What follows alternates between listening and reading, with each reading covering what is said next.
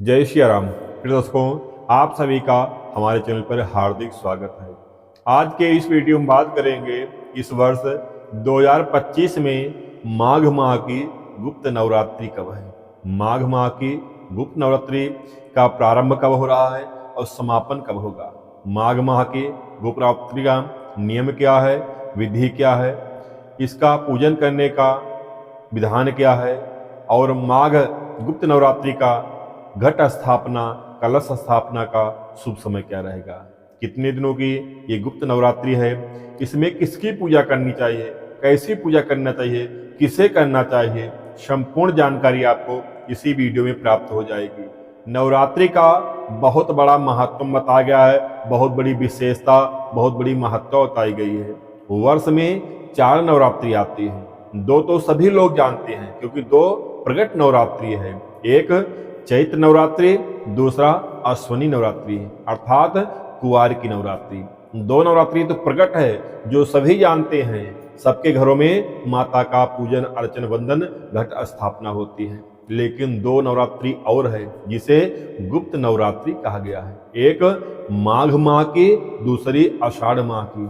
ये 2 गुप्त नवरात्रि रखी गई हैं। इसमें गुप्त रूप से माता की पूजा अर्चना वंदना करना चाहिए।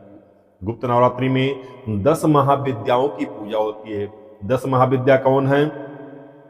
नंबर 1 माँ कालिका देवी, दूसरी माँ तारा देवी, तीसरी माँ त्रिपुर सुंदरी देवी, चौथी माँ भुवनेश्वरी देवी, पांचवा माँ छिन्नमस्ता देवी, छठवां माँ त्रिपुर भैरवी देवी, सातवां माँ धूम्रावती देवी, आठवां माँ कमलामुखी देवी और 9वां माँ मातंगी देवी और 10वां माँ कमला देवी। इन 10 महाविद्याओं की गुप्त नवरात्रि में पूजन अर्चन वंदन किया जाता है। इसमें दिखावा नहीं, ये गुप्त रूप से ही पूजन अर्चन वंदन करना चाहिए। लेकिन जो गृहस्थ लोग हैं उन्हें गुप्त नवरात्रि में भी जैसे चैत्र नवरात्रि या कुवार की नवरात्रि पूजन अर्चन वंदन करते हैं, वैसे ही गुप्त नवरात्रि में पूजन अर्चन वंदन करना चाहिए। जो तांत्रिक लोग हैं, जो तांत्रिक शक्ति सिद्ध करना चाहते हैं, उन्हें इन 10 महाविद्याओं की साधना करना चाहिए, उनकी पूजा अर्चना वंदना करना चाहिए। लेकिन जो हम जन साधारण लोग हैं, जो गृहस्थ जन हैं, उन्हें इस गुप्त नवरात्रि में भी इन 9 देवियों की साधना करना चाहिए। प्रथम शैलपुत्री, द्वितीय ब्रह्मचारिणी, तृतीय चंद्रघंटा, चतुर्थम कुष्ठमांडा, पंचम स्कंद माता, षष्ठम कात्यायनी, सप्तम कालरात्रि, अष्टम महागौरी और 9वीं शुद्धधात्री। इन्हीं 9 दुर्गा देवी की साधना अर्चना वंदना करना चाहिए। जैसे अन्य नवरात्रियों में माता की घट स्थापना करते हैं, कलश की स्थापना करते हैं, नारियल स्थापित करते हैं, दीपक जलाते हैं और माता का पूजन अर्चन वंदन करते हैं, दुर्गा सप्तशती पाठ करते हैं या दुर्गा चालीसा का पाठ करते हैं या माता के नवान मंत्र का जप करते हैं, ऐसे ही इन नवरात्रियों में, गुप्त नवरात्रियों में ऐसे ही पूजा अर्चन वंदन संपन्न करना चाहिए। गुप्त रूप से करना चाहिए, बहुत जागृत अवस्था में नहीं, बहुत चहल पहल में नहीं, बस केवल गुप्त रूप में ही इनकी साधना करना चाहिए। ऐसे करने से माँ भगवती की असीम अनुकंपा प्राप्त होती है। कहा जाता है गुप्त नवरात्रि बहुत जल्दी सिद्ध होती है। इसमें घर में सुख शांति समृद्धि ऐश्वर्य आयु आरोग्य और धन वृद्धि वंश वृद्धि और माता की असीम अनुकंपा प्राप्त होती है। जिस कामना से माता का पूजन अर्चन वंदन कलश स्थापना किया जाए वह अतिशीघ्र पूर्ण होती है। तो विशेष बड़ी महत्वता गुप्त नवरात्रि की है। इस वर्ष 2025 में माघ माह की गुप्त नवरात्रि का प्रारंभ गुरुवार 30 जनवरी से हो रहा है। गुरुवार 30 जनवरी को प्रतिपदा है, अर्थात माघ माह की शुक्ल पक्ष की परिवा तिथि है। तो गुरुवार 30 जनवरी से ही माघ माह की गुप्त नवरात्रि का प्रारंभ हो रहा है, जो गुरुवार 6 फरवरी को नवमी में समापन हो जाएगा। ये माघ माह की गुप्त नवरात्रि 8 दिनों की है।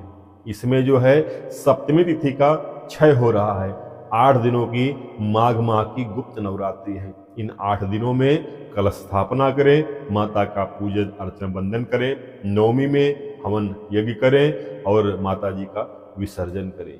इस वर्ष 2025 में माघ माह की नवरात्रि घट स्थापना का जो शुभ समय है, गुरुवार 30 जनवरी को सुबह 6:13 से लेकर सुबह 10:22 के मध्य घट स्थापना का सबसे सुंदर, सबसे उत्तम मुहूर्त है।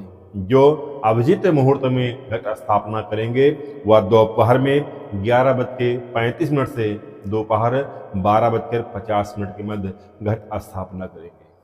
इस नवरात्रि में अपने हाथ से भी घट स्थापना कर सकते हैं। आप चाहें तो अपने आचार्य, अपने पुरोहित के द्वारा भी घट स्थापना करा सकते हैं, या दुर्गा सप्तती का पाठ करवा सकते हैं, नवान मंत्र का जप करवा सकते हैं और स्वयं भी कर सकते हैं। जैसे आपकी व्यवस्था हो, जैसे आपकी सामर्थ्य हो, वैसे करना चाहिए। अगर स्वयं अपने आप करते हैं तब भी उत्तम फल की प्राप्ति होती है। केवल गुप्त रूप से ही आप घट स्थापना कर लीजिए, माता का सुबह शाम पूजन अर्चन वंदन करते रहिए। जो लोग अनुष्ठान ना रख पाए, 9 दिन व्रत ना रख पाए, वो भी सुबह जो है स्नान आदि करके घट स्थापना कर लें और संकल्प ले लें कि मैं जो है सुबह शाम माता आपका पूजन अर्चन वंदन संपन्न करूंगा। लेकिन तामसिक भोजन छोड़ दें, तामसिक खाना पीना छोड़ दें, सात्विक शुद्ध भोजन करें और माँ का नियम का पालन करें, स्थापना कर लें, सुबह पूजन पाठ करें, दिन में अपने कार्यों में व्यस्त रहें, शाम को पुनः स्वच्छ होकर फिर माता को धूप दीप माता को भोग लगाएं। इस गुप्तनौती में बतासे का भोग अवश्य लगाना चाहिए। तो गुप्तनौती में माता का पूजन अर्चन वंदन करें, माता को प्रसन्न करें, क्योंकि सबसे सुंदर, सबसे उत्तम गुप्त नवरात्रि आ रही है माघ माह की। तो हम सबको चाहिए जैसे अपनी शक्ति, जैसे अपनी श्रद्धा, जैसे अपनी भक्ति है, उसी हिसाब जो हमें माता का पूजन अर्चन वंदन संपन्न कर लेना चाहिए। यदि जो घट स्थापना न कर पाए, 9 दिन का नियम न अपना पाए, तब भी वो जो है इस 9 दिनों में केवल ऐसे ही माँ का पूजन अर्चन वंदन करें, थोड़ा समय बढ़ा दें, दुर्गा सप्तती पाठ करें, माता का मंत्रों का जप करें, माता का पूजन अर्चन वंदन करें, नवमी में हवन या आदि आदि करके भी, या ऐसे आरती करके माता का विसर्जन कर लें, तब भी कुछ न कुछ पुण्य अवश्य प्राप्त होगा। जानकारी आपको अच्छी लगी हो तो हमारी वीडियो को लाइक करके चैनल को सब्सक्राइब कर दीजिएगा और कमेंट में जय माता दी अवश्य लिखिएगा। धन्यवाद। जय माता।